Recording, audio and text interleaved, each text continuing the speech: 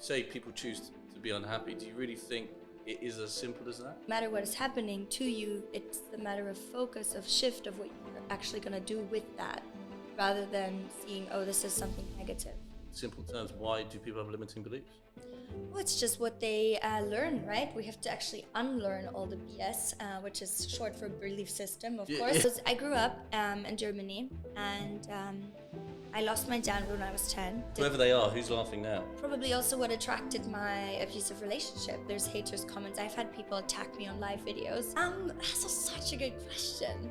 I know, I'm prepared. Yeah, you honestly. And guess who got an A star in freaking economics? Jasmin did. Because I like to party, right? No, I don't know anything about that. You're obviously young, right? Thank you. Do you? I'm obviously big into personal development books, rocker. No way. Can you believe No that guy? way. Hey everyone, and welcome to another podcast series brought to you by Babylonia Media, Combining and Colliding. Combining and Colliding derives from our headline motto for the company as a whole, combining and colliding ideas. And for me as the founder, this is really what it's all about. Combining and colliding ideas, experiences, concepts and more to evolve our understanding of people and the world around us. Expect an organic conversation with every guest and hopefully some profound words of wisdom to take on board. We really hope you enjoy this. Have fun.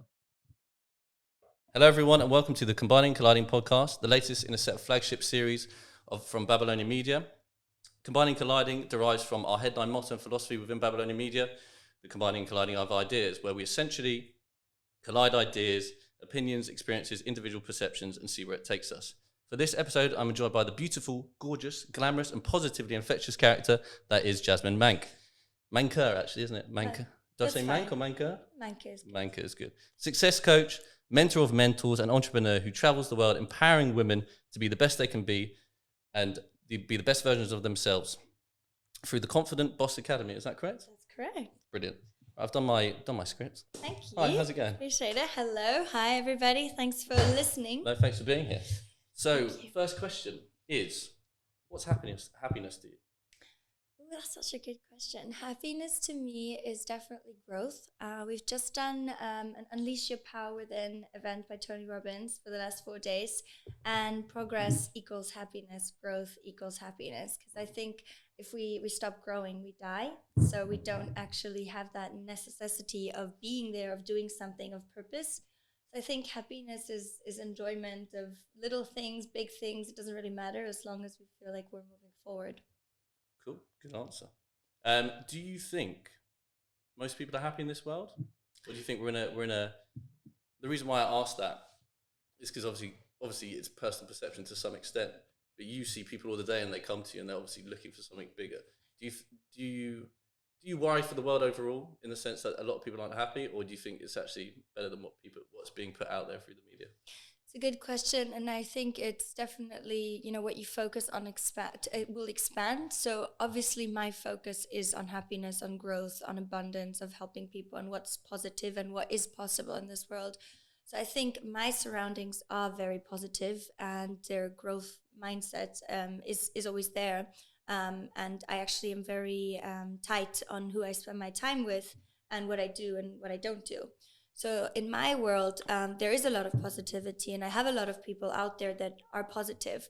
But unfortunately, I do think overall there's too much unhappiness because people choose not to be happy, and they choose to focus on what's not working, what's happening to them rather for them. So. But you say people choose to be unhappy. Do you really think it is as simple as that, or do you think? Because I always wonder. There's so many outside variables in the world that contribute to you as an adult. It's a balancing act, right? So choosing. What I would say is choosing to be unhappy a fair comment, or why do you believe that so incessantly? I believe it's never a lack of resources, it's a lack of resourcefulness. And my personal story, I was in an abusive relationship where there was a lot of physical and drug abuse. And I know that I'm grateful for that now because it's made me a stronger person, and I choose to use that as a positive part of my story, as becoming the victor of my story rather than victim. So no matter what is happening to you, it's the matter of focus, of shift of what you're actually going to do with that, rather than seeing, oh, this is something negative. It's quite a statement. What I would say is, what's the sort of, I guess it's a bit general, but what are the classic things that people come to you with? So I actually focus on one thing only, which is what we're best at, is helping female coaches, consultants, and service entrepreneurs online create six-figure businesses while following their passion. So as a business mentor, it's what we do best. Is we help them take their idea from starting from a niche of creating a profitable niche that they're passionate about. And that could be anything. That could be essentially anything. I've got weight loss, I've got runners, I've got women who help other women stop writer's block for comic books. It goes specific as that. And I've got incredible dancers who help other dancers, or running coaches, relationship, breakup, trauma. It's beautiful. And I get to help these people in causing a ripple effect in this world by using my strategies that we teach at the Confident Boss Academy, them help their clients. Okay. But you do also, I guess, mentor people, coaches as a whole. Sort of, I know you call it success coaching, right? So do you actually have that? You have that niche as well, where you mentor people who are trying to be specifically success coaches and help people themselves.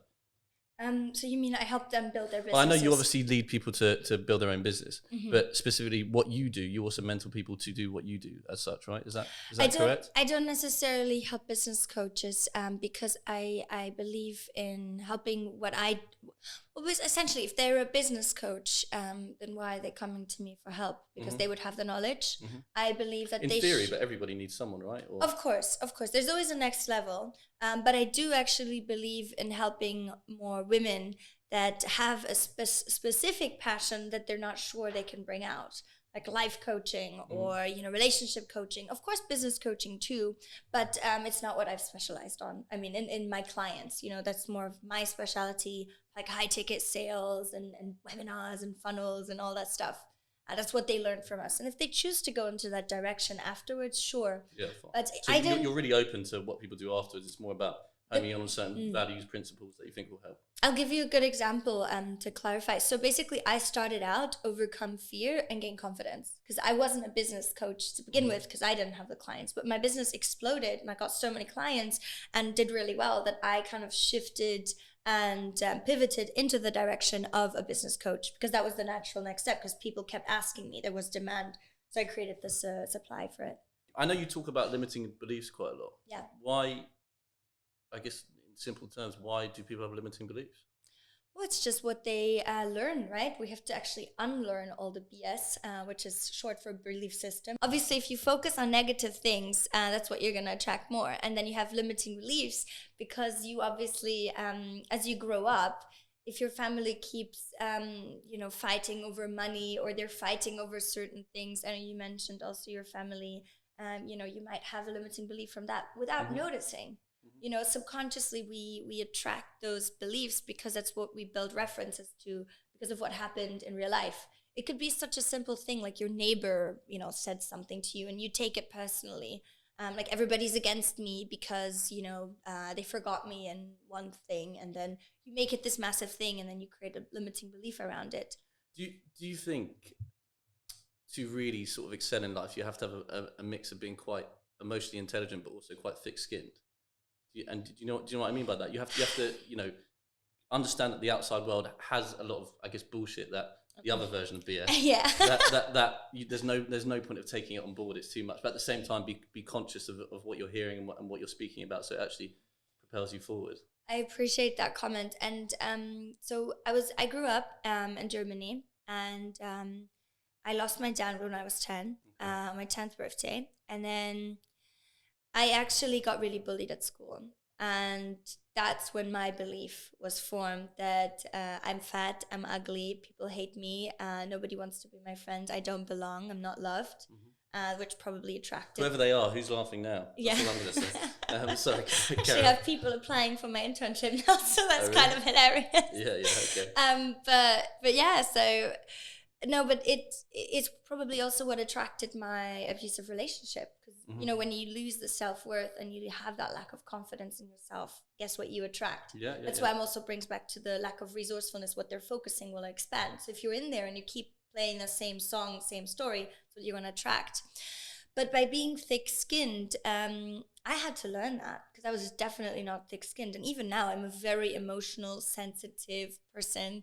My team can laugh for sure, because I don't want to deal with the comments anymore. If, there's haters comments, I've had people attack me on live videos. Really? And I hear from everyone. So it's not just you. And what we can do is be compassionate and realize hurt people hurt people. Mm-hmm. And all we can do is send them love. Yeah, that's a great phrase, hurt people hurt people. I think that makes so much sense. And as soon as you start to understand that, you get much less bothered about if it comes your way. And it's okay to be bothered about it. It's okay to feel, because I'm a huge fan of not, feel the fear and do it anyways. I think that is completely BS, to be honest, because it's not going to go away. It's just going to put more on your heart and in your head, and then at one point you'll explode. So I think it's okay to feel upset about it, but letting it go faster and making peace with it is just key, I think, to success. So emotionally sort of acknowledge the process, and then you sort of accept that you're gonna have a moment where you're not happy about it, but you'll go through it quicker. Pretty much, I'll say, look, okay, this has happened. What am I making this mean? Because we attach meanings, right? Mm-hmm. Another form of belief. Well, what meaning am I attaching it? Overall, if we generalize, everything is shit. No, it's not. One person was hurt. Okay. I reach out to them and I send them a voice message after, and I tell them, look, I'm so sorry, whatever you're going through. I've been there. People who are rude to you. Oh yeah, I will call them out on my live videos, and I'll send them love for sure. And I'll even have a conversation. I'll ask them. Has that developed before into maybe even a client or oh yeah, for sure. I've had people sign up after because they were that moved. Because I'm the kind of person, when there's conflict, there's two types of people. Contract, and then there's one person who just like goes and storms there, which is me, right? Mm-hmm. Can't think of the word, but you know what I mean. That you go all in. That's basically me. When I see conflict or something, which isn't always the best solution, but I'm just that type of person, I'll head in there and I see what's going on. How can I help? All you need is love. Yeah. I wanted to do it. Why do you think coaching is so popular? That's such a good question. I know, I prepared. Yeah, you honestly, even with the happiness and coaching, I think because we are normalizing the whole mental health, social media. There's a lot of artists as well online, even Jennifer Lopez, who's absolutely incredible. She talks a lot about mental health. There's more stars, there's more in media stuff, so people are getting more known to it. It's become a trend, right? It's definitely growing faster in the past 5 years since the sort of growth of social media. Absolutely, even though it's been around for forever, really. Yeah, I think social media has accelerated it because, again, we know more about it, right? And especially now with the pandemic going on, everything's shifting online, which is great for people to the now. If you can't go outwards, you have to go inwards. So it's great for reflection and mental and personal growth. So. You've met Tony Robbins quite a few times, right? Yeah. He's obviously the king of the whole coaching world. I guess, was he your... there's a 2-point question to that. I'd say number one is, why did you get into coaching overall, and was he a big inspiration? Did you catch a couple of videos and you were like, okay, this is what I want to do? Or was it more of a personal source, and then you started to discover it?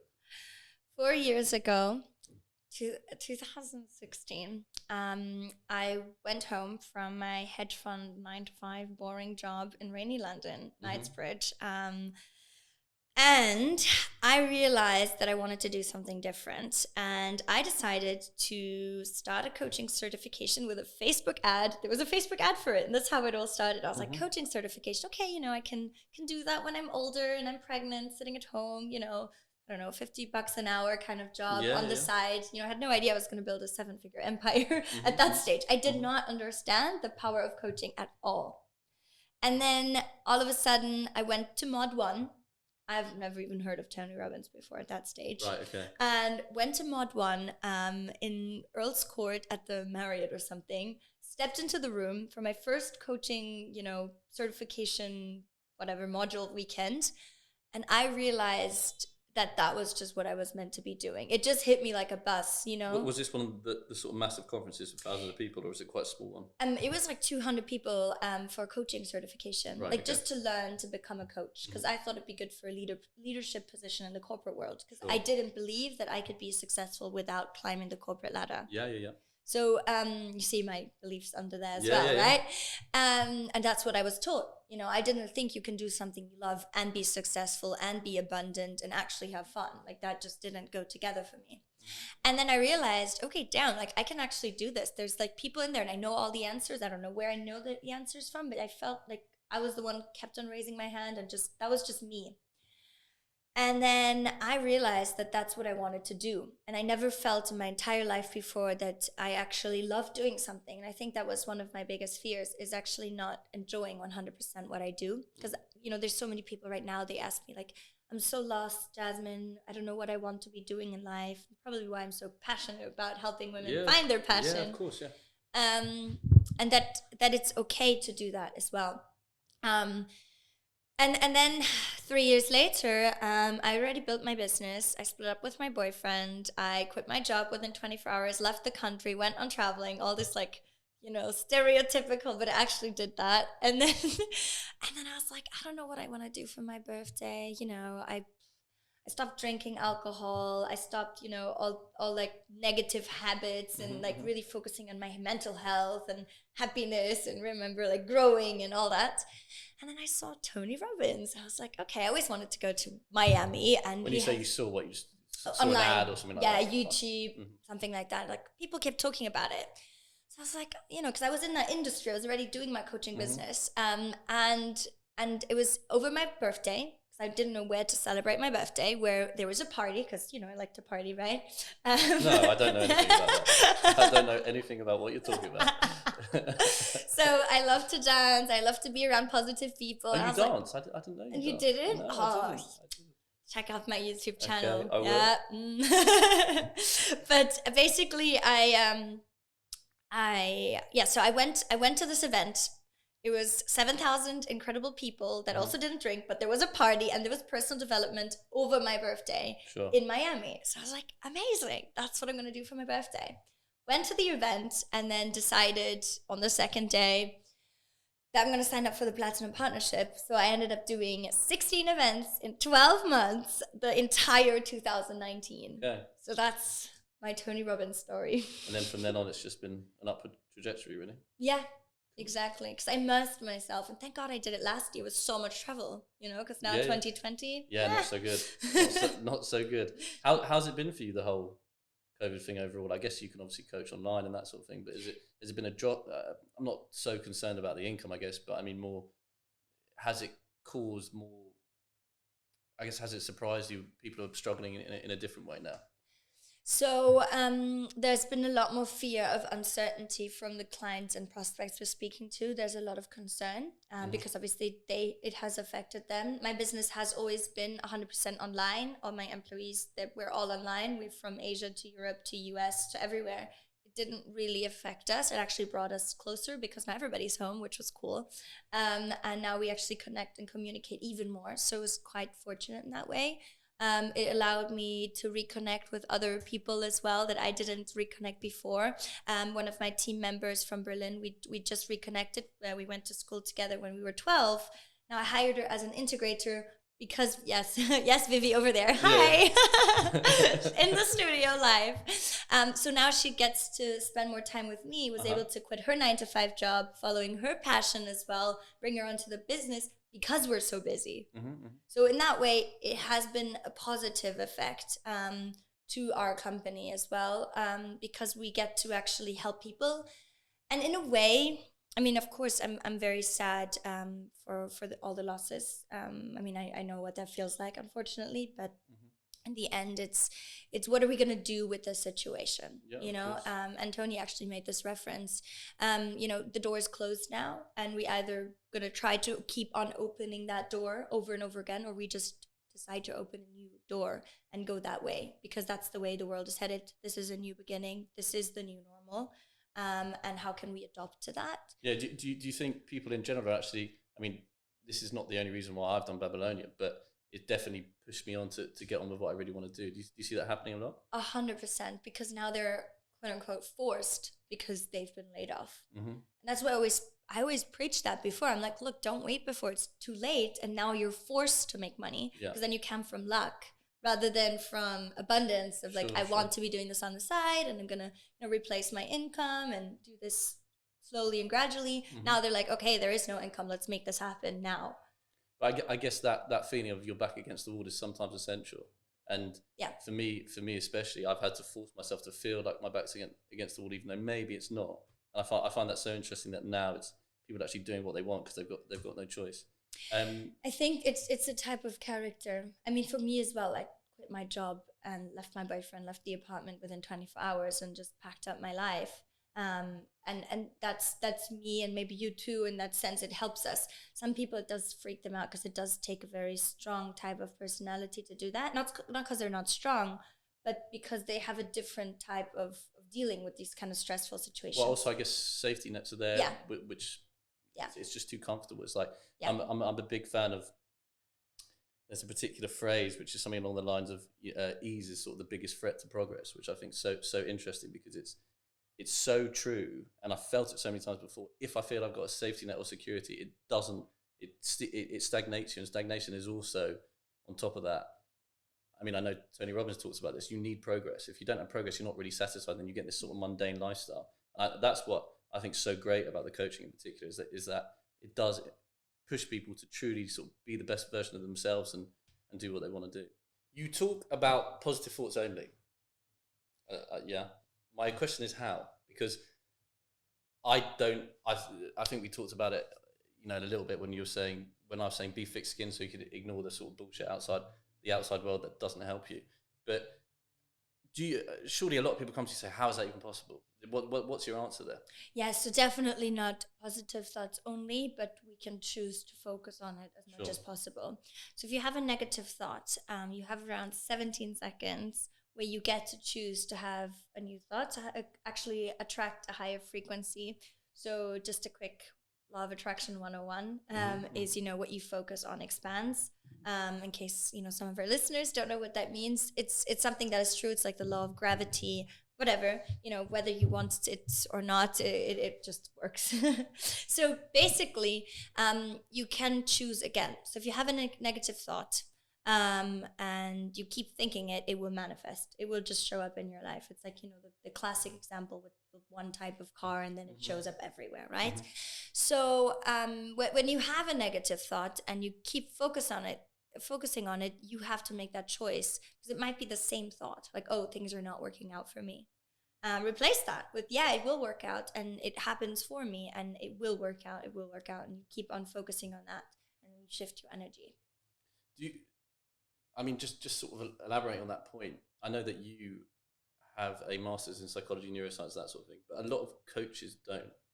I was reading, when we sort of agreed to do this, and I was reading through elements of the coaching industry as a whole, and obviously you, the, I guess, negative aspect or the criticism of the coaching world that people have is that obviously you're not qualified, well, not necessarily you, but some people aren't qualified to assess psychological aspects of people. Is that improving with regards to, is there more regulation or maybe requirements needed within the coaching world? Is there elements of when you get your certificate, you have to assess that? And I guess where do you think even that the industry can improve to really get good there? Because I definitely think if I was to look at sort of gaps in that industry, that would be a bit that sort of worries me a little bit. Yeah, I hear you. I think that definitely worries a lot of people. So remember back when I said, when I take on clients and I kind of, in my module, I make it pretty clear that they should focus on something they have experienced and have helped somebody with. That's why I always say, business coaching, okay, but if you're just starting out, because I help newbie coaches, my first offer of joining the Confident Boss Academy is helping them get their first clients. So if they come up with, hey, I want to be a business coach, I'll say, well, I appreciate that, but you haven't really mastered that yet. Not because I'm being annoying, but just because I want them to feel 100% aligned with what they teach. So then I ask them, well, in your life, what have you helped somebody overcome yet? So I know you asked about certifications. I personally am a big fan of, going to university and getting the certifications for myself. I don't think necessarily everybody, Tony Robbins hasn't done a certification. Yeah, he did not go to university. He didn't even finish school properly, Yeah. So, but he is particularly unique. Yes, of course. And that's my bit now that it's such a major industry. Where do you think we can home it in so people can recognize certain psychological traits and go, actually, no, I can't be coaching you right now because perhaps you need to actually go see a psychotherapist or whatever it may be? Oh, okay. So the difference between coaching and psychotherapy, I always like to say also to my clients when they assess whether they want to be working with their clients, is coaching is from taking somebody from functional to optimal. Anything under functional, where they're like, posting on their status like 101, I'm having XYZ thoughts, they're definitely not functional, and they should be, obviously seeking different type of help, like a therapist or so. Do you get taught how to recognize that? Or do you really think it's an instinct that you just have to learn? You do kind of see whether they're a victim mentality in terms of like things are happening to me and they kind of feel like they are not in control over their situation. So it is a certain pattern of thoughts as well, and you can just tell by the type of things, because when you do breakthrough calls, like I like to call them, to see whether they're a good fit for the program, my enrollment coaches or myself, when I used to do the calls, we will see what type of person that is by asking specific types of qualifying questions. Do you think education creates current conventional education creates limiting beliefs? I do, yes. Yeah. Because I can give you an example. I was in school with Vivi over here, and the teacher told me that I'm never going to be able to get a good grade in economics because I'm German and I might not be as advanced as the other British guys, because I did my A-levels, right? Yeah.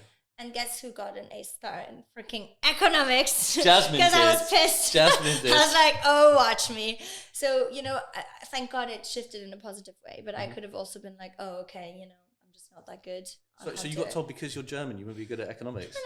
That stereotype sort of seems the opposite, really. Yeah. And again, I might have taken it that way. It might have been my perception that that's what he meant. It might have been completely wrong, and I'm happy to take responsibility for that too, It might have not been what he meant, but the way I perceived it, and like someone else might have, it could have been that was the case to then create limiting beliefs.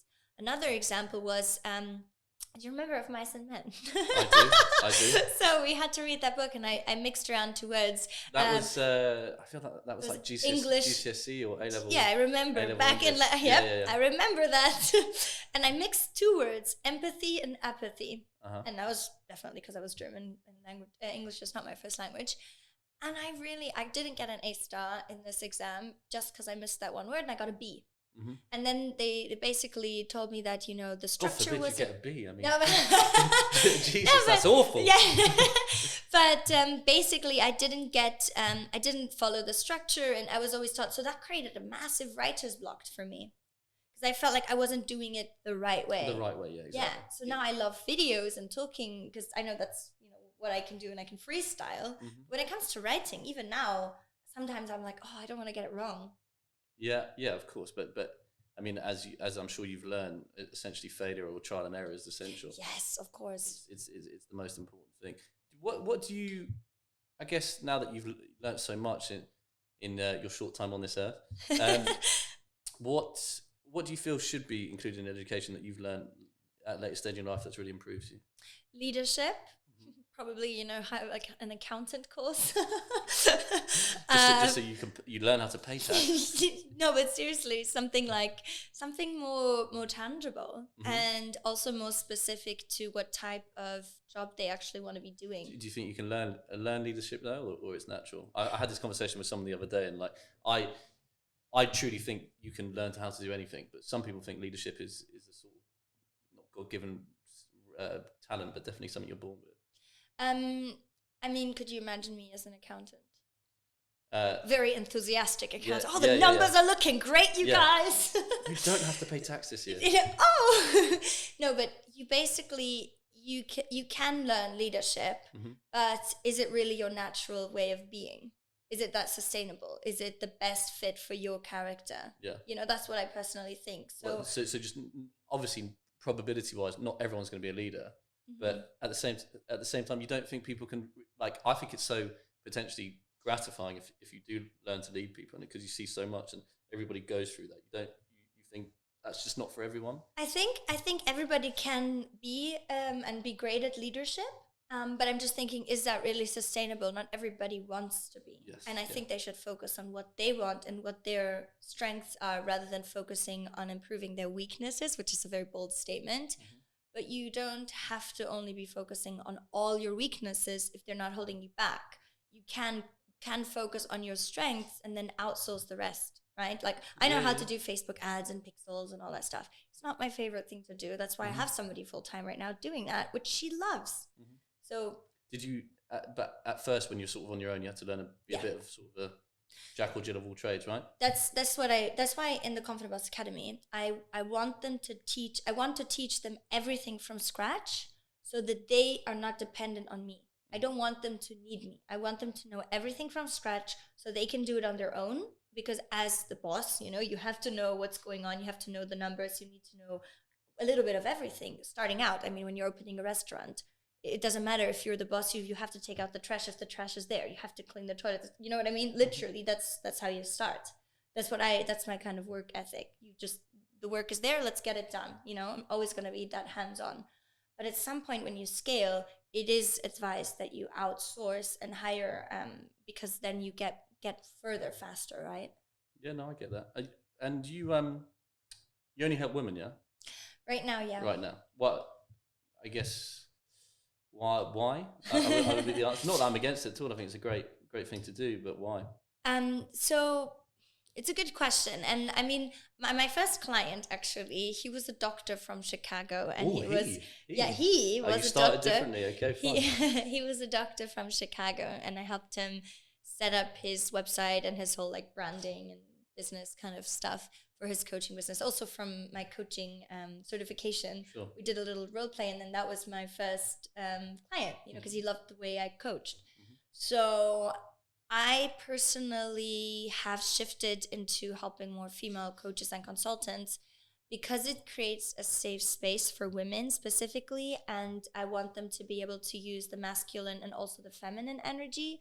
I mean, it is just a fact. I do think women and men, I believe in equality and all that, but we're just different the way we think. Yeah, and absolutely. That's not a problem, but it's just... Yeah, I agree. It's not a problem at all. It's just the way it is, and I want them to feel safe. And, I was bullied at school. I've never had that safe space with women. I've never had that. So I believe in, if it doesn't exist, create it. And that's why I've created that safe space as a community of being able to really feel like there is no judgment. There is no kind of shaming, blaming, or anything. I'm very strict with that. And I just feel like it's a nice way. Of course, it's easier to just target one gender, also for branding and marketing purposes. It makes sense.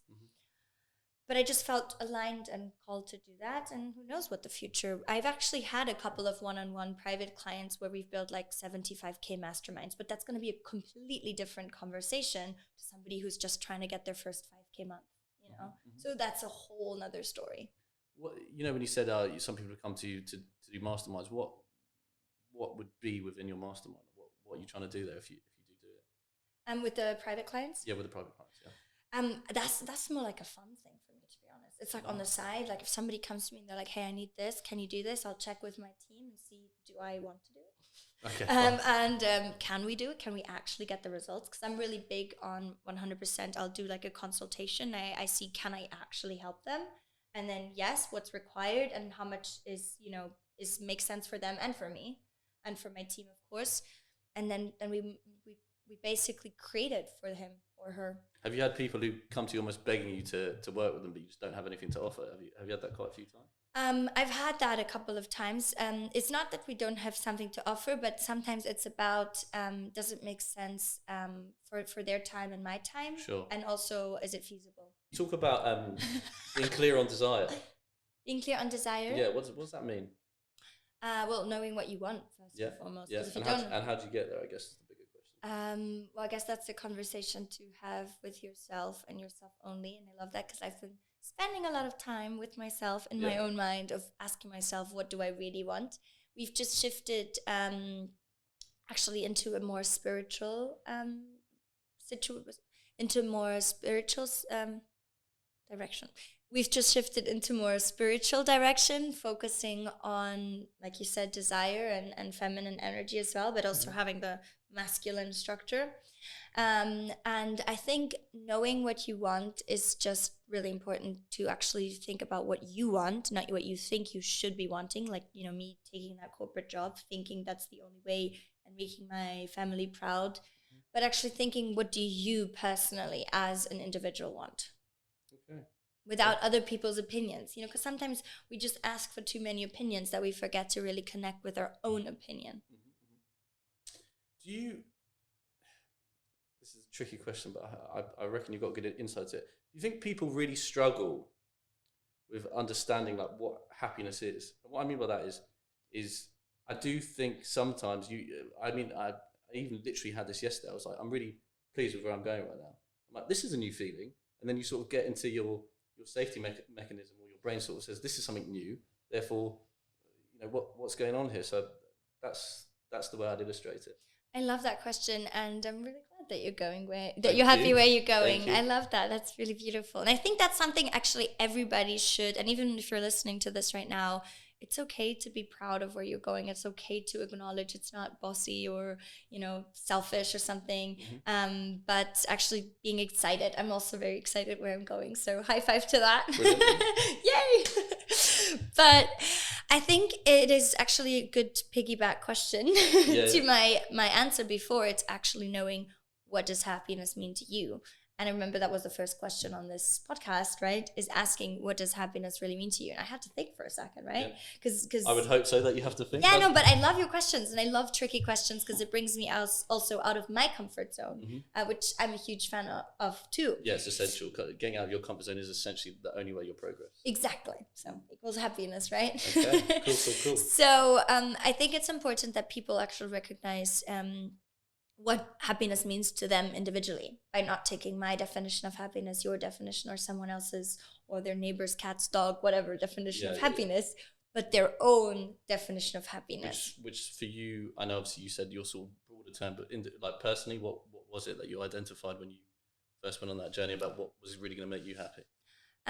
Well, I think growth and definitely love and connections are huge for me. I'm a relationship. So hence why now you're helping people is such a big part of what you do. Yeah, and I just really love that connection. I love seeing other people happy. Like, you're definitely a people person, that's for sure. Yeah, I just really enjoy that. It just feels so. I just feel excited when I know I genuinely helped somebody and really helped them change their life. And then the ripple effect is so much bigger than we even realize in the moment. Yeah, totally agree with that. You see it on social media if there is something positive, that tends to get more virality than, should we say, the more superficial stuff that comes out there, which is really good to see. On the social media point, I mean, what's your general point of view of it? That I really think at the moment it worries me, as much as there is some great positivity out there. There's a lot of crap essentially overweighing it. Do you get the same feeling? Unfollow. Yeah, unfollow. Okay, simple as that. Yeah, it sounds kind of unbelievable, but I don't spend that much time on social media. Yeah, so essentially use it for the right reasons. Yeah, use social media, don't let it use you, basically. And I create my content. We batch content. My team posts it, so I'm very grateful for that. So I'm not actually the one. Thank you, team, again. Yeah. No, but seriously, I think it's so good to know as well, because some people look on my social media, on my Facebook, my YouTube, my Instagram, and they think I'm all doing it by myself. And I'm like, I'm not. And I don't want you to think that I am, because it's not realistic. Even now, we're 8 people. I was saying this earlier. We're 8 people, and we still have a lot of stuff to do. It's about, reducing the white noise and being more productive and, focusing on efficiency. But in the end, social media can be a beautiful tool if you know how to use it and not let it consume you. I recommend unfollowing, and I focus on feeling a lot. If this doesn't feel good to me, I will unfollow or mute their posts. If you don't want to unfollow a family member or something, mute their story and posts. Just don't consume what is negative. Do you almost regulate yourself with the amount of time you spend on it? Are you that rigid with it, or? I don't have the time. I don't know. I mean, my friends will text me like, "Oh yeah, have you seen the story?" And I'm like, no. Yeah, I noticed you're not paying attention to my posts. But anyway, sorry, that's a separate point. Let's put that on the to-win list. I just want to speak to you about when you talk about coaching's a funny one, because obviously you consider it success coaching, right? But people talk about life coaching, and then you've got business coaching. But if it is all under a sort of umbrella as such of an industry, you're obviously young, right? Thank you. You look great. I guess what I'm asking to you is, do you get clients older than you, and is there sometimes a pretense or an apprehension about the fact that you're younger? Therefore, how can this person really effectively help me? I love this question. This is such a good question. So I started out when I was 21. Okay. And in case you were all wondering, so how old is she? I'm 25 now. So you know, I'm turning 26 very soon. But I used to struggle with the limiting belief that I am too young. Mm-hmm. So guess what I attracted? People on the phone saying, so how old are you? What did certifications? I was kind of like, and that's when you asked me about education. Sometimes it's more important to have the experience, the life experience, rather than the education, I think, personally, to be honest. It's good to have both. Mm-hmm. It's good to have both, but sometimes the experience of actually helping a person is so much different than the book knowledge, right? That's why we say, librarians should be gazillionaires, but they're not, because they're not taking the action.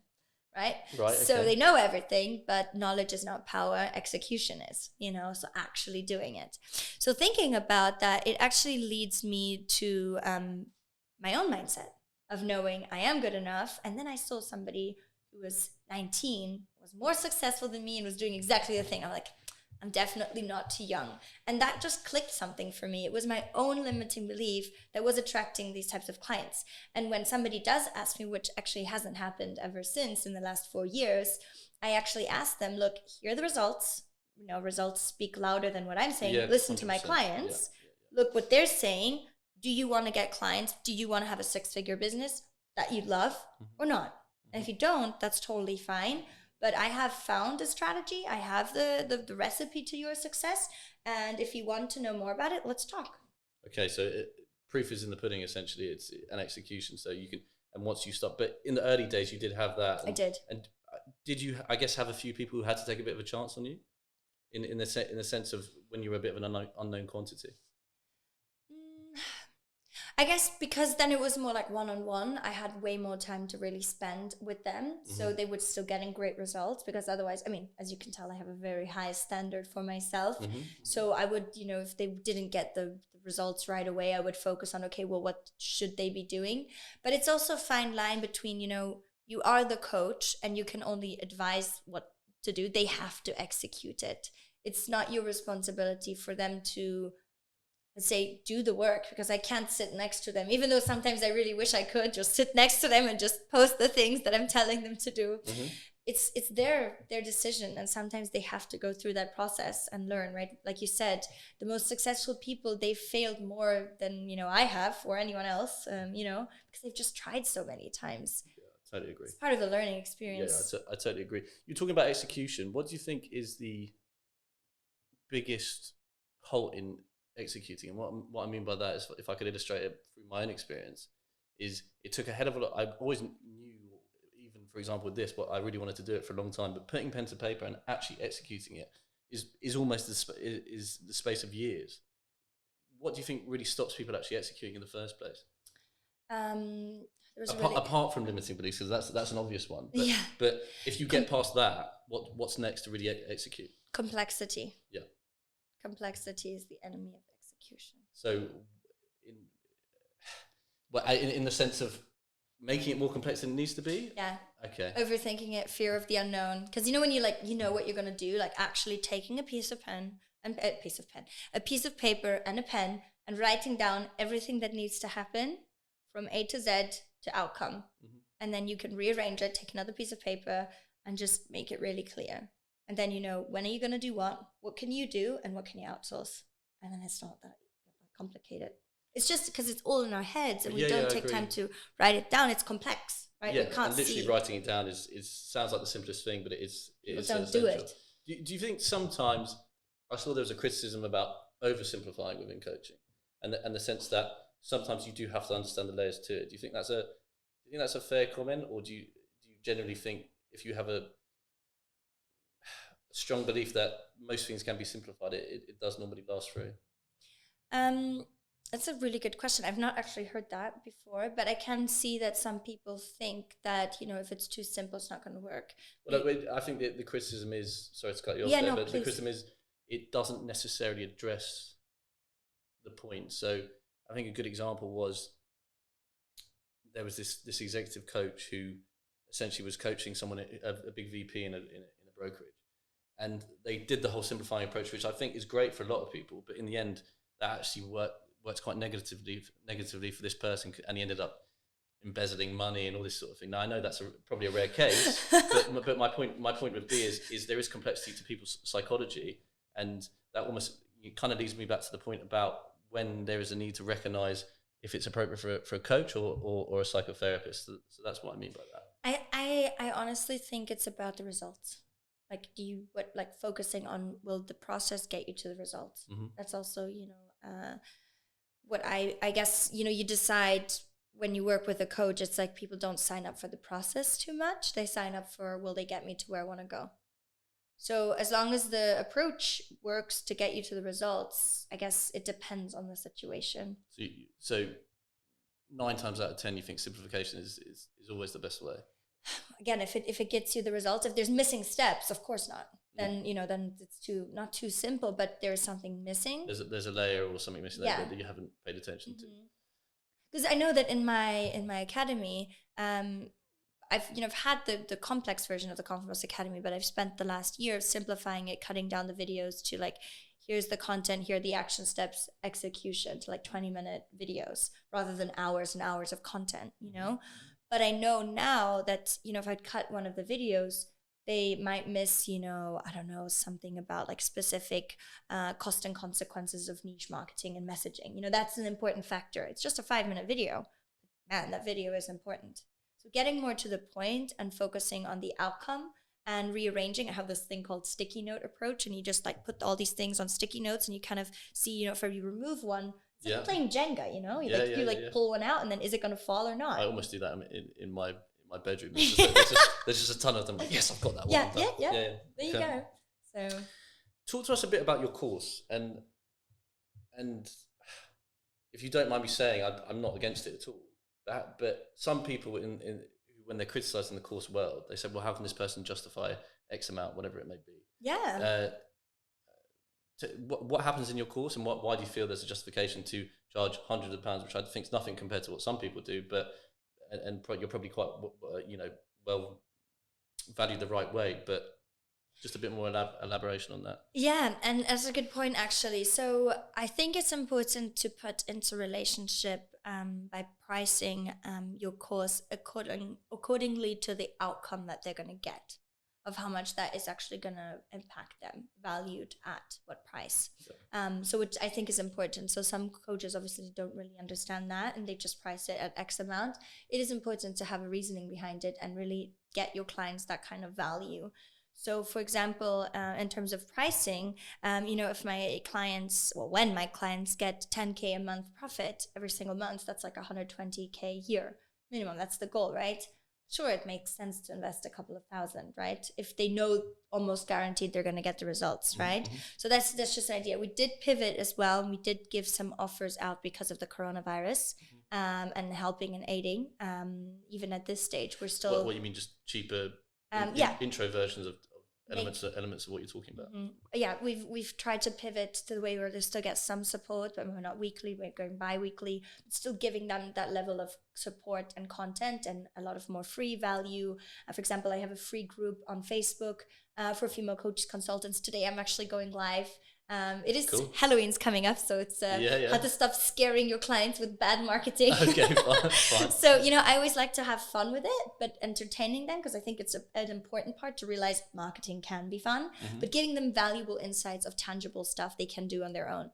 So in terms of the Confident Boss Academy, the way it's structured is that right now it's 6 modules. Again, like I said, I'm a big fan of improvement and growing.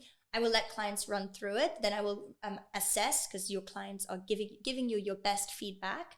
And I'll ask them, I'll measure the results, because what gets measured gets improved. You got to see what results are they getting. How can we improve that? And what more support or less support do they need?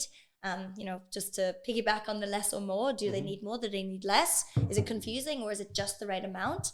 And basically what we do is we take them from scratch of understanding what their specific passion is, how can they niche it and make it profitable as well, because it has to be a bleeding neck problem in the industry, especially now during the economic crisis or pandemic, or in general. It has to be a must-have rather than just a nice-to-have type of niche of actually helping your clients. True human value, basically. Yeah, exactly.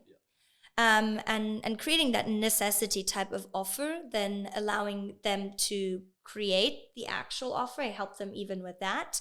So even if it's a newbie coach, it's actually a good question. One of my clients before, she started her business at the beginning of the pandemic, and she didn't have a coaching certification, but she herself has overcome trauma. And her name is Fiona. So Fiona is actually... Hi, Fiona, if you're listening to this, sweetie. She actually found me on my podcast, so it's quite funny that I'm mentioning on here. Cool. And she and her husband thought about this a long time because they didn't have the money. They didn't know how to invest. They had to get a loan to invest. So she didn't have a coaching certification. She was doing a part-time job, which got cut because of the pandemic. And she didn't have the money to invest. But she made it happen, right? She found the resources, put the time in, invested into it, and now she made, within the first 3 weeks, she made £6,000 from scratch. Didn't have a following, didn't have anything, no social media presence, nothing. She hasn't even coached before. But her clients are now getting the best results because she's so invested, because she has proven to already gotten the results for herself and also has helped other friends with it, and we have a system for that too. So that's why I say, we help clients from scratch, even if they're just started out, and then really build the whole package of creating their raving fan community, their marketing, their messaging, their omnipresence online, and also help them. I even give my own personal sales script for high ticket sales of creating like a 2K course for my clients. So they get to build their own 2K course and get my sales script and my ways of getting clients, and everything that I know, I will always teach. I'm very transparent. I'm like, hey, this absolutely did not work. Do not try this. Or I'll tell them, this really worked. Here's the template. Try it on your own. Make it your own. You can model it, because that's how we learn, right? We model it. And then essentially, we also have another program, which is the Conf Boss Academy Pro, where it's like they're already making 10K and they want to scale with ads, with funnels. And there I have my marketing team, my experts as well, to aiding them on a high and another level as well, to then, 30, 40K. I've had one client, Minna, she's in Finland, and she just had a 60K launch, which is awesome. And she helps women invest and create financial abundance. When you say 60K launch, what 60,000 made in sales in one launch. Oh, right. Okay, I see. So from one launch online. So she's doing really well. Yeah, not bad. Do you worry about the quality of what people are selling, course-wise? So that's a tough one, of course, because we do want to ask them, do they feel they're an expert in the field? What are they thinking about putting out there? And obviously I have a module on teaching them how to create a transformative course. So I do teach them how to create and craft a good transformational offer. So I'm doing my best to do that, of course. So that's all I can do, right? I can't control beyond that. That's why I wonder if there needs to be some sort of regulation within the coaching industry, or just more qualifications beyond. I know the certificate is good, but do you, now considering you've done that, do you feel that's enough? Really, like if you're really honest with it, do you think there needs to be another level of regulation or qualification? So, there's so many different certifications right now. There's like Udemy, $25 type of certifications. I've done a full entire year with 3 different live modules, and that's whole different. Then I have my bachelor for international business, my languages bachelor's, then I have my master's for second. So I do have a lot of those things, but I think what really helped me the most was actually trying it my own business, of seeing the facts. Look, here are the numbers. This is what worked. This is what didn't work. And then, if you're not the expert, but you have a great idea, you can always bring in an expert. Yeah. You can always, find the resources. You can collaborate with somebody who's already doing great in the industry and then bring them on. A friend of mine, he actually partnered, and he's selling his friend's course, but he's also in the marketing. I think you know who I'm talking about.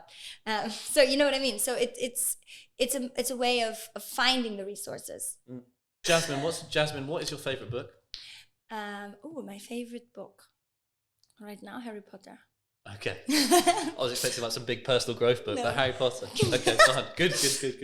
No, that's absolutely fine. But obviously you'd assume being a coach is like... rich. Yep. Okay, so... No, but good. Harry Potter's great. We can leave it there. Or you could go into another one if you'd like. Well, there's or maybe the most helpful book. How about that? What book have you found the most helpful in regards to learning? I can't just give you a simple answer. You know, You it's can't. not that simple. It's not supposed to be simple. Okay, good. So I think it depends which stage in life you're going through. You know, it depends what type of book you read. I'm obviously big into personal development books. Rocker. No way. Can't you believe No that guy? way.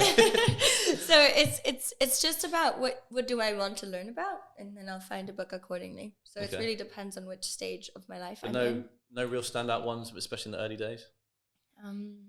Thinking We're Rich and Napoleon Hill. That's like Nothing the wrong with typical that. one. You know? Act like that's cliche. Is it cliche? It is cliche. That's why I don't want to say it, but it is a good book. It's all right to be cliche, guys. Sometimes it happens. Yeah. Who or what is your biggest inspiration in life?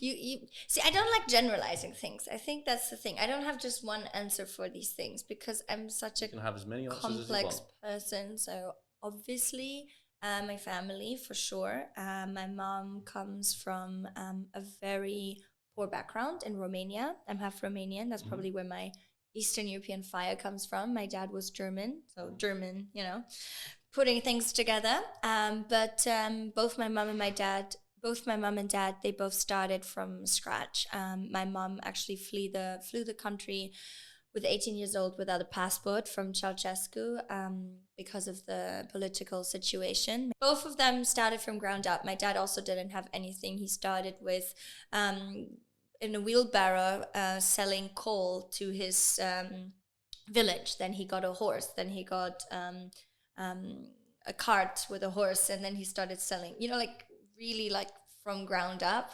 And then they built a real estate empire, which is obviously why I had all this pressure on becoming big in the real estate industry and corporate and making my family proud.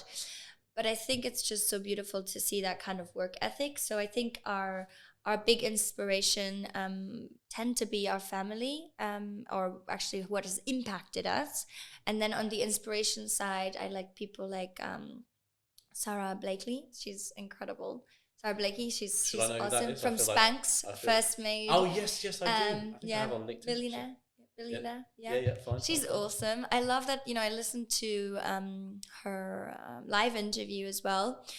And she actually, you know, was sharing on like how she started with Spanx, and she would go into all the shop floors herself and like put the little, put her, who's hosieries? How do I say that? Hosieries, you know, the Spanx, the leggings. I'll be honest, I'm not very knowledgeable on Spanx, if I'm honest. You should know about this. I do, but I don't want the public to know about it. Okay, got it. I got you. So yeah, that's just pretending. So she basically went in store on the shop floors and was selling these things. You know, she was selling her own, you know, products until they became successful, and was like recruiting people and telling people like go ahead and buy them. She did it herself. Fine. So in the entrepreneurial and sort of work ethic sense, you really admire what she's doing. Yeah, I did. Yeah. Cool. Okay. Well, I think we'll conclude at that. Okay. Jasmin, thank you so much for being here. It was fabulous. Combining and colliding ideas was fantastic. Thank you so much for having me. Should we high five? Thank you for all the questions. They were really, really good. I really, really enjoyed them, honestly, because I think it's important to not ask boring questions. And I always love when people challenge you on ideas. And it's, you know, when the pink elephant in the room gets addressed is what's actually the interesting stuff. So thanks for doing this, and thanks for listening. My pleasure. Yay! Well done.